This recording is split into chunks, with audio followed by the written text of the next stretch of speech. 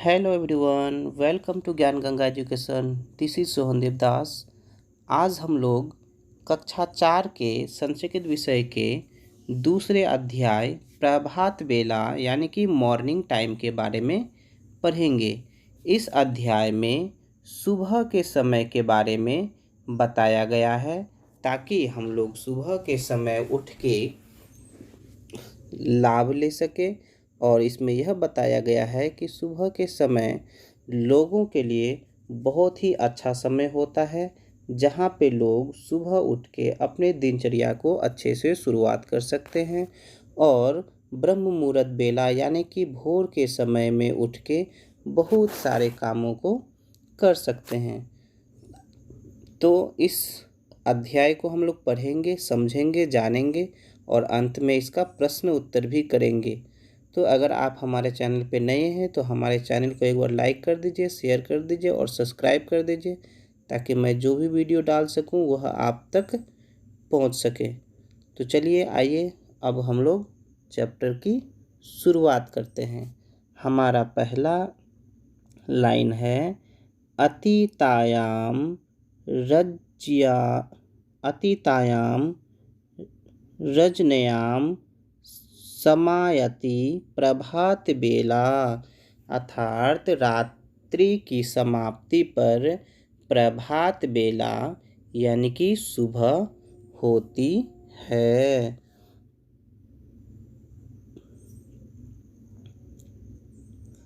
प्रातः काल की सुषमा अतीव रमणीय भवति, अर्थात प्रातः काल का सौंदर्य बहुत ही रमणीय होता है। प्रातः काल ब्रह्म मुहूर्त बेलायां चतुर्वादनस्यतम आरभ्यते, अर्थात प्रातः काल ब्रह्म मुहूर्त की बेला में 4 बजे से प्रारंभ होता है। सूर्योदयम यावत् प्रभात बेला एव उच्यते, अर्थात सूर्योदय तक ही प्रभात बेला कही जाती है। इयं वेला चतुर्विंशतिः होरासु सर्वश्रेष्ठः परमोत्तमः च वर्तते, अर्थात यह बेला 24 घंटे में यानी कि पूरे दिन भर में सर्वश्रेष्ठ और सबसे उत्तम होता है। प्रभात बेलायां प्रकृते शोभा अपि अति मनोहारिणी भवति, अर्थात प्रभात बेला में प्रकृति की शोभा भी बहुत मनोहारी होता है। सूर्योदय काले खेः रक्तः बिम्बः सर्वेषां जनानां मनांसि हरित अपश्यत्,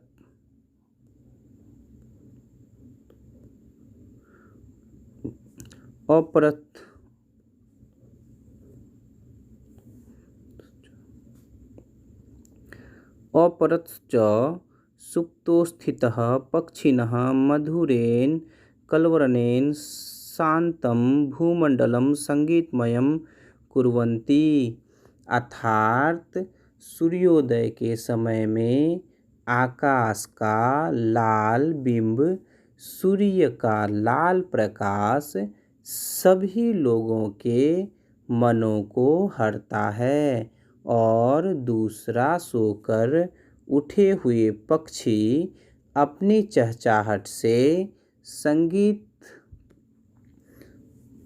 शांत भूमंडल को संगीतमय करते हैं। वनेषु उपवनेषु नदीतटेषु च शीतलः मंदः सुगंधः च समीरः वहति, अर्थात वनों में, बगीचों में और नदियों के तटों पर शीतल, मंद और सुगंधित हवा बहती है।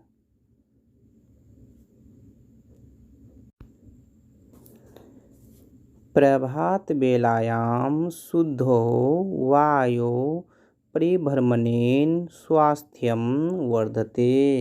अर्थात प्रभात बेला में शुद्ध वायु में घूमने से स्वास्थ्य बढ़ता है। अतः बुद्धिमतः पुरुषाः स्त्रियः बालस्य च प्रातः भ्रमणार्थ आगच्छन्ति। युवानश्च व्यायामं कुर्वन्ति शक्तिं स्वास्थ्यं च लभ्यन्ते। अर्थात बुद्धिमान पुरुष, स्त्रियां और बच्चे प्रातः घूमने के लिए जाते हैं और युवा व्यायाम करते हैं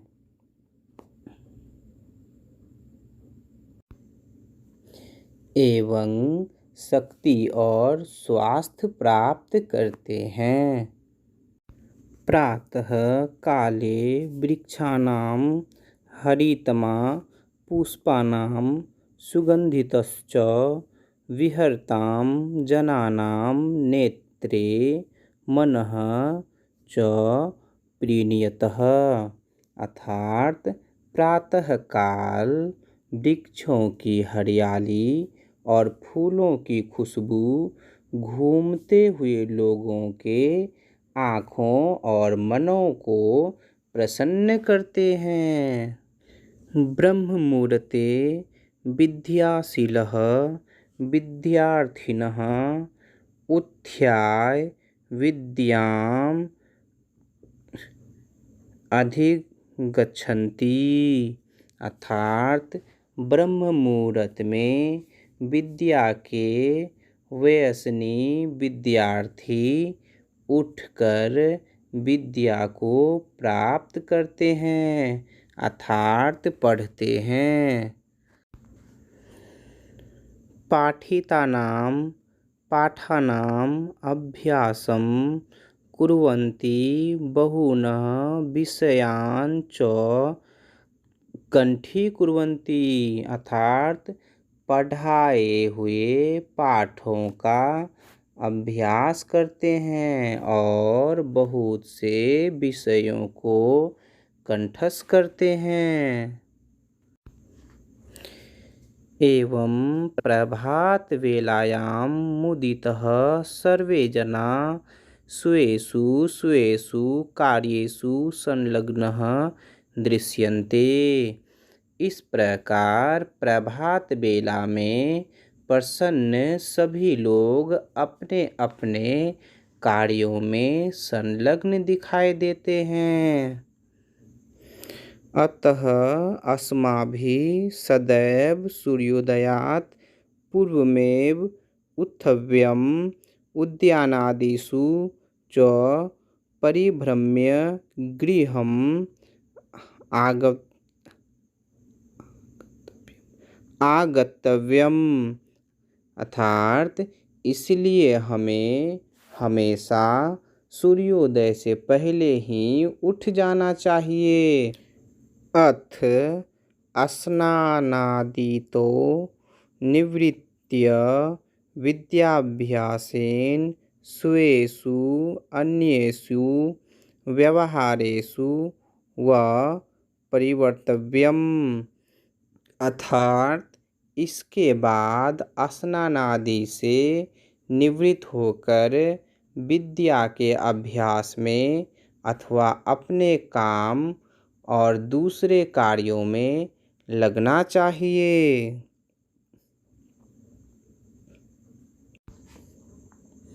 चलिए आगे आते हैं, इनका शब्दार्थ देख लेते हैं। शब्दार्थ में क्या क्या दिया हुआ है, फिर हम लोग आगे बढ़ेंगे प्रश्न उत्तर की ओर।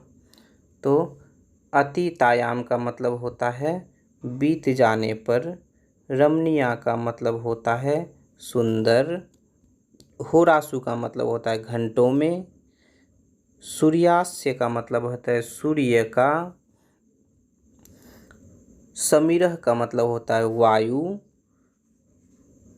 भ्रमणार्थम का मतलब होता है घूमने के लिए।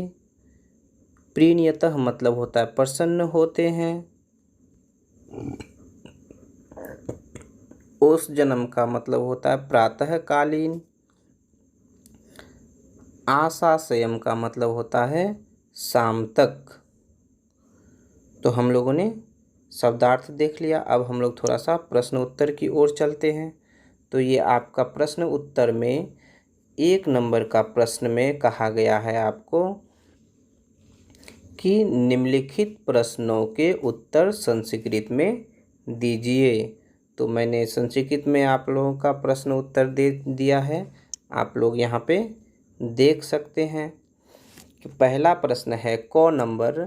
प्रातः कालः कस्मात् समयात् आरभ्यते, अर्थात सुबह का समय किस समय से आरंभ होता है।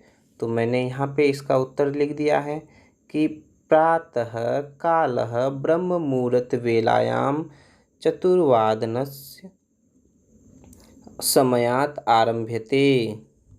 ये आपका पहला प्रश्न का उत्तर है। दूसरा प्रश्न देखिए क्या कहता है। दूसरा प्रश्न कहता है अस्माभिः सदैव कदा उत्थव्यम, अर्थात हम लोगों को हमेशा कब उठना चाहिए।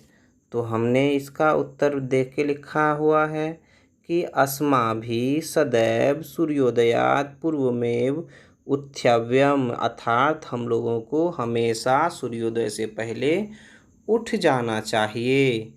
आपका तीसरा प्रश्न है ब्रह्म मुहूर्ते विद्यार्थिनः किं कुर्वन्ति, मतलब ब्रह्म मुहूर्त में यानी कि भोर के समय में विद्यार्थी क्या करते हैं। तो ब्रह्म मुहूर्ते विद्यार्थिनः विद्या अभ्यासम कुर्वन्ति, तो भोर के समय में विद्यार्थी लोग विद्या अभ्यास करते हैं, अर्थात पढ़ाई लिखाई करते हैं। चौथा है आपका प्रभात वेलायाम पक्षिणः किं कुर्वन्ति, मतलब सुबह के समय में पक्षी क्या करते हैं। तो इसका उत्तर है प्रभात वेलायां पक्षिणः मधुरेण कलवर्णेन शांतम भूमंडलम संगीतमयम कुर्वन्ति, अर्थात सुबह के समय में सभी पक्षियां शांत माहौल को यानी कि शांत भूमंडल को संगीतमय कर देते हैं। आपका पांचवा प्रश्न है केन लब्धशक्तयः जनाः श्रांतिं न अनुभवन्ति। तो इसका उत्तर है ओस जनवायुनः उपलब्धशक्तयः जनाः श्रांतिं न अनुभवन्ति। आपका दूसरा प्रश्न है रिक्त स्थानों की पूर्ति कीजिए, फिल इन द ब्लैंक्स। तो मैंने खाली जगह को भर दिया है।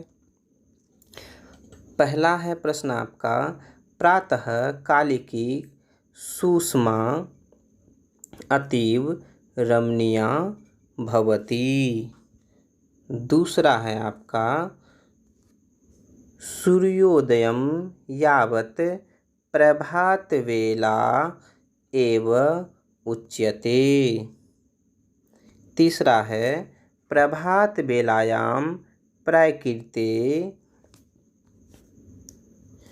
शोभा अपि अति मनोहारिणी भवति। चौथा है युवानाश्च व्यायाम कुर्वन्तिं शक्तिं स्वास्थ्यं च लभ्यन्ते। और पांचवा है आपका अस्माभिः सदैव सूर्योदयात् पूर्वमेव उत्थव्यम, अर्थात हम लोग सभी को सूर्योदय से पहले उठ जाना चाहिए। चलिए अब हम लोग और आगे बढ़ते हैं प्रश्न उत्तर में। आपका तीसरा प्रश्न उत्तर मैचिंग करने के लिए है। तो मैचिंग करके देखिए, मैंने मैचिंग भी कर दिया है आपको। तीसरा प्रश्न उत्तर में कह रहा है आपको कि निम्नलिखित विपरार्थक शब्दों के जोड़े बनाइए।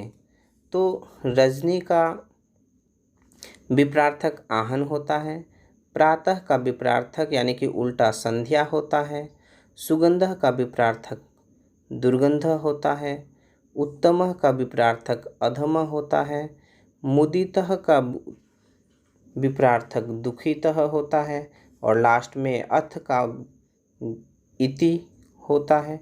तो इस प्रकार हम लोगों ने मैचिंग भी देख लिया। अब हम लोग जो है चौथा नंबर देखेंगे क्या कह रहा है। चौथा नंबर में हम लोगों को बोल रहा है कि निम्नलिखित वाक्यों का हिंदी में अनुवाद कीजिए। दैट मीन्स हम लोगों को हिंदी में अनुवाद करके बताना है। संस्कृत में लिखा हुआ है और हम लोगों को हिंदी में अनुवाद करना है। तो पहला प्रश्न है आपका, प्रातः कालिकी सुषमा अतीव रमणीय भवति। तो हम लोगों ने यहाँ पे दे के रखा हुआ है कि प्रातः काल की सौंदर्य बहुत ही रमणीय अर्थात सुंदर होता है। दूसरा प्रश्न है, सूर्योदयम यावत प्रभात बेला एव उच्यते, अर्थात सूर्योदय तक ही प्रभात बेला कही जाती है, सूर्योदय के बाद प्रभात बेला नहीं कही जाती है। तीसरा नंबर है यानी कि गौ नंबर है आपका, प्रभात बेलायाम प्राकृते शोभा अपि अति मनोहारिणी भवति, अर्थात प्रभात बेला में प्रकृति की शोभा भी बहुत मनोहारी होता है।